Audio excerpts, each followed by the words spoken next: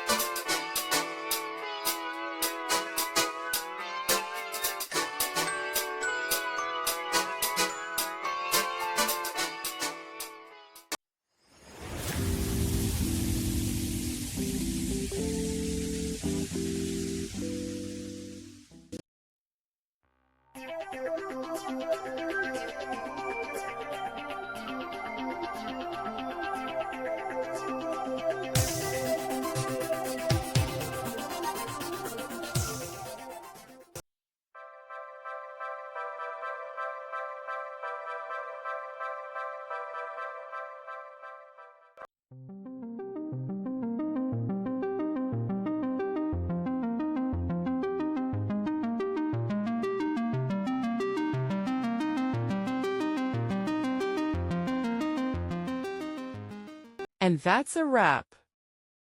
I hope you found the answer you were looking for. If you did, take a second to hit that subscribe button. It really helps out. And let me know in the comments which solution worked best for you. See you next time in the debug zone.